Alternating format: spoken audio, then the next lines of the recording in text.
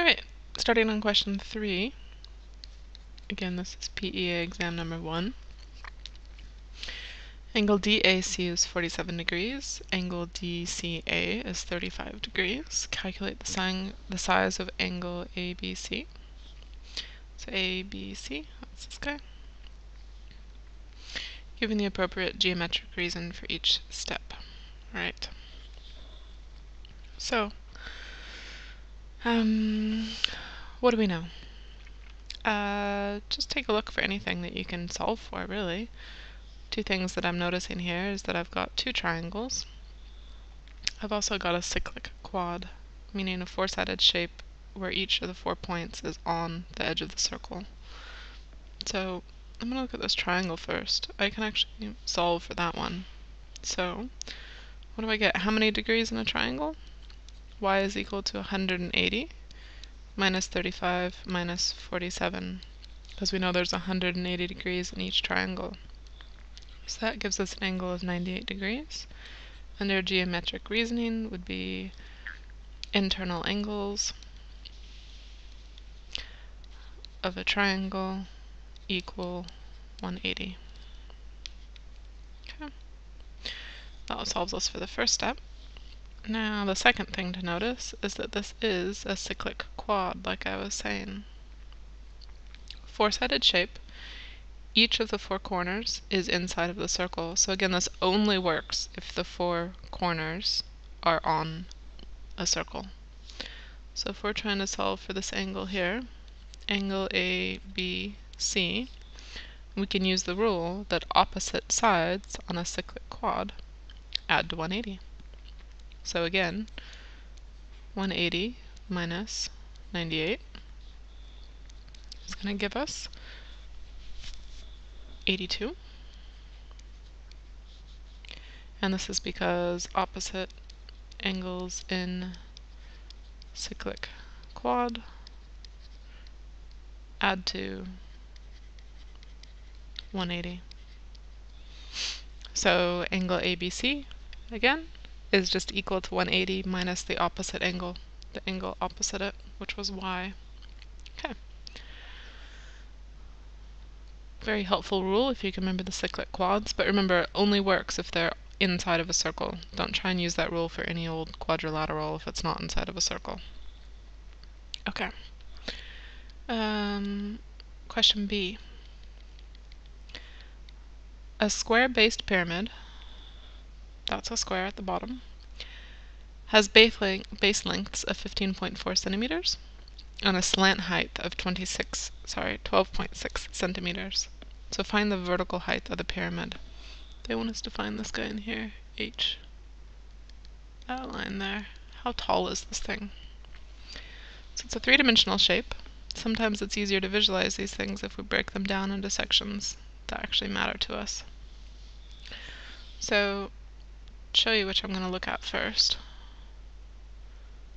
I'm going to look at this triangle here, this part of the base, this half of the base. It's this guy here. So I know each of these sides, even though I didn't draw it perfectly, are 15.4 centimeters, and this is a right angle triangle here, because that's 90 degrees. So from this information I can actually find the distance across the base of the pyramid, x. And the reason I'm doing this is that I'm trying to just see where I can start, and if I find that length here all the way across, then I can find half of it to give me this distance, and then I'm looking at another right angle triangle and I can find the height. So again here, I don't care about angles, I'm not looking for angles, I'm not given any information about angles, so I'm going to use Pythagoras. And in this case, we're looking for the long side, it's opposite the 90 degrees, so we're going to use addition. 15.4 squared plus 15.4 squared, square rooted. X will be equal to 21.8 degrees. Sorry, not degrees. Not angles, centimeters. Okay, so that means this whole distance here is 21.8 centimeters all the way across. And from this, We can now find some pretty useful information. So let's look at another triangle, see if we can visualize this guy. Let's now look at this one, the vertical triangle inside of there. Okay, so if I draw this guy,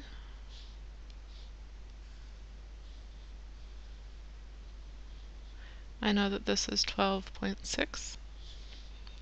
This is coming straight vertically up from there, so I know I have a right angle here. I'm looking for this value h. And what is this distance here? That's half of 21.8. Because of the symmetry, I know this line is coming straight up from the middle, so I know that my length there is half that diameter. So that's going to be 21.8 divided by 2, which gives us 10.9.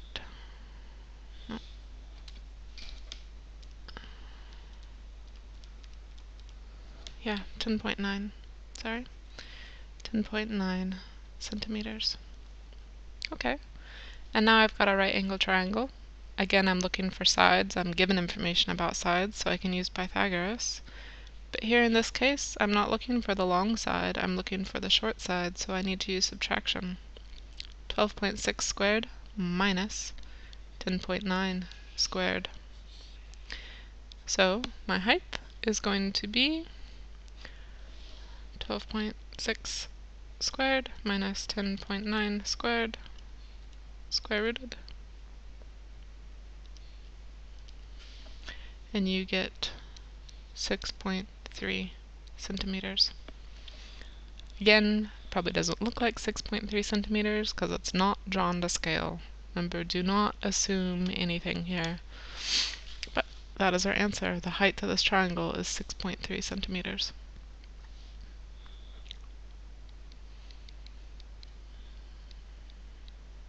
So helpful to draw up the diagrams if you need to. Okay, looking at problem C. FAB and ECB are tangents. That means they're straight lines that touch at one point to the circle. And they want us to calculate the size of angle ADC, this guy here. That's what we're looking for. And give the appropriate geometric reason for each step. Alright, starting with what we know. Tangents and radius. This is the radius. It's a line that comes from the center of the circle to the tangent line. And we know that intersection makes 90 degrees. So both of those are going to be 90-degree angles. We'll start with writing that out. Angle OAB is equal to angle OCB is equal to 90 degrees. Radii to tangent equal 90 degrees. So that's a rule we'll know for circle geometry, and that's always true. Okay, what do we know that's next? Well, for clever, we can think about things outside of the circle as well. And if you pay attention, you can actually spot in here some information that we know. We have a shape. It happens to be four-sided, 1, 2, 3, 4. So that's a quadrilateral. And if we take a look using that information, so looking at A, O, C, B, this is a quad. So it has 360 degrees inside of it. But if you don't know that, that's 180 times n minus 2. In here is 4, because there's 4 sides on the quadrilateral. And that is equal to 360 degrees. So I know the interior angles of this polygon, this quadrilateral, are going to be equal to 360 degrees. So in total, 34 plus 90 plus 90 plus this angle here that I don't know will add up to 360. So I can find angle AOC by doing 360 minus 90 minus 90 minus 34.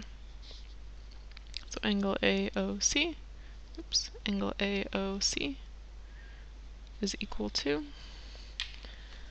146 degrees. So I have 146 degrees here. Okay. Now if I come back and think about this from the circle geometry point of view, I have angles at the center equal to twice angles at circumference. So if we take a look at this angle here, that's the angle at the circumference. And this one here, just to thicken it out a little bit, that's the angle at the center. So we know angle ADC is equal to 146 divided by 2, and that is equal to 73 degrees. And my reason for that again is the angles at center are twice as big as the angle at the circumference, the edge. So angle AOC is twice as big as angle ADC, because angle AOC is at the center and angle ADC is at the edge. And you'll notice they both share these points here, A and C. Just that one is at the center and one goes to the edge. So we can use that rule. And that's the answer they're looking for. Okay.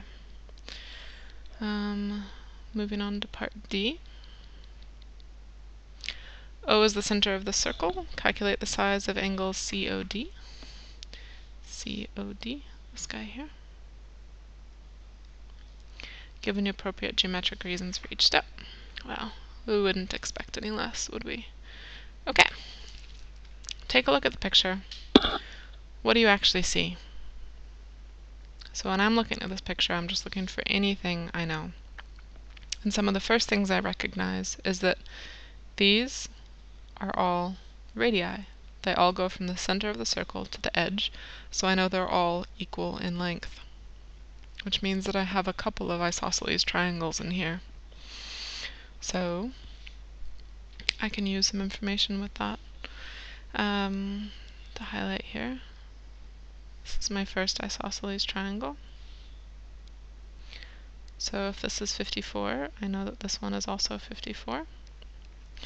So angle OBC equal to 54 degrees. And I can say isos base angles are equal. It's okay if you use abbreviations for those reasonings. And what else can I figure out? I can also notice that I have a straight line here.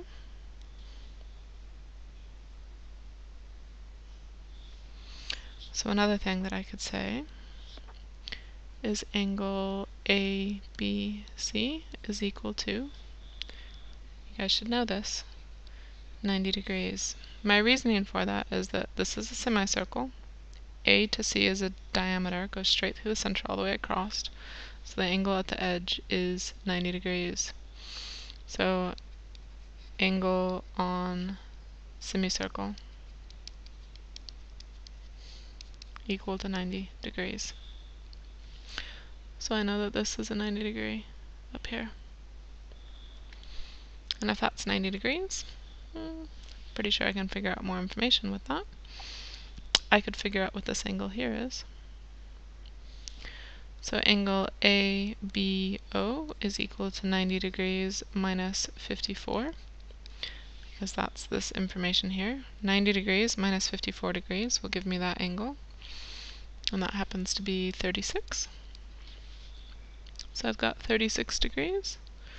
And because this is also another isosceles triangle, because it's also made from radii,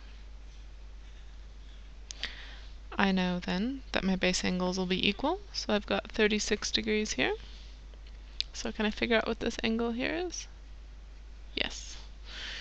Angle OAD is equal to 64 degrees minus 36 degrees. I know it was 64 from here to here.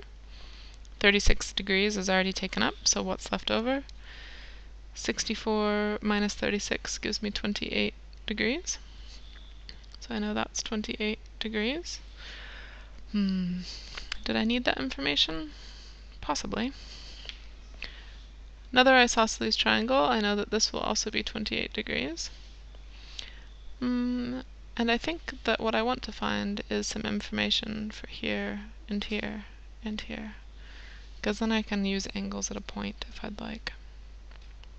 So, knowing that these are isosceles triangles, and that their base angles are equal, I'm going to use that information. So, I'll go ahead and write up here, angle BOC is equal to 180 minus 54 minus 54, and that's equal to 72 degrees. Angle BOA is equal to 180 minus 36 minus 36, and that's equal to 108 degrees. And angle AOD is equal to 180 minus 28 minus 28, and that one is equal to 124 degrees. And again, all three of these are because base angles equal in isos, and angles in triangle sum to 180.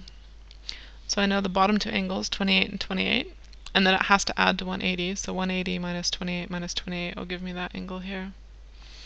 And for my last thing, to solve for x, I'm going to use angles at a point. 360 degrees at a point, so O is our point, and I've got these angles that I've solved for. I've got 72, I have 108, and I have 124. So 360 minus 72 minus 108 minus 124, and I get an angle that is equal to 56 degrees. And that's equal to angle COD, the one they're looking for. So using a couple bits of information there, but putting it all together. And again, with these problems, there's many, many ways you can solve them. So if you've seen a more elegant and straightforward solution, well done. As long as you get 56 degrees for your answer and you show some reasoning, you've done pretty well. Let's take a look at the last problem. This is clearly one of the excellence level questions. So O is at the center of the circle again, and we've been given some information. ABO is x. AB and CD are tangent, and we want to find the expression for AOC. So we are looking for this angle here, AOC. So what information do we know from the start? Again, these are tangents, kind of like we saw in the last problem with a circle and tangents. AO is a tangent, and OC is a tangent, and both of those, AO is a radius, and CO is also a radius, so they're equal in size, and they're also connecting with a tangent line. So that's 90 degrees, and that is also 90 degrees. And if we think about how we looked at the last problem, we can also kind of see in here that we have a quadrilateral. So if we need to use the information, we can. And we also actually have an isosceles triangle. So let's see how this information comes together. Again, there's always many ways to solve these problems, so let's figure out what we can see. First thing that I'm going to notice is that that dashed line from O to B is actually going to be a line of symmetry. So this is a line of symmetry here. So O to B is a symmetry line. And the reason I know that is because these tangents are going to form equal angles here, sharing the same point, and here they go through the center, so I know I've got some symmetry happening. And that being the case, I know that this is going to be equal to x as well. So the whole angle ABC is going to be equal to 2x. So angle ABC is equal to 2x. And my reason for this would be symmetry. And again, I see that these angles in here, OCB and OAB, are right angle triangles. Sorry, right angles. OCB is equal to angle OAB, and these are 90 degrees because radii at tangent equal 90 degrees. So a couple of ways I can look at this, but I think I'm going to go with the quadrilateral. We've already found that angles inside of a quad, so interior angle in quad, is equal to 180 times 4 minus 2, which is equal to 360. So 360 degrees total inside of the quadrilateral. I know that I've got 2x here. I've got 90 and 90, and there's one thing that I don't know. So I can go 360 minus 2x minus 90 minus 90. And this is going to give me angle AOC, what we're looking for. So 360 minus 90 minus 90 will give me 180 minus 2x, angle AOC. And that is what they were looking for. And you could have also done this using the isosceles triangle, and I believe that's actually the solution they show in the book in the back. So if you're curious about that, you can look for it. But again, line OB is going to be my line of symmetry, so I know the angle X here will also be equal to this one underneath. These are both radii at the tangent for 90 degrees, and I have a quadrilateral with a total number of degrees of 360 inside of it. So using the interior angles of a polygon, I'm able to solve to find out that I need 180 minus 2x to give me angle AOC.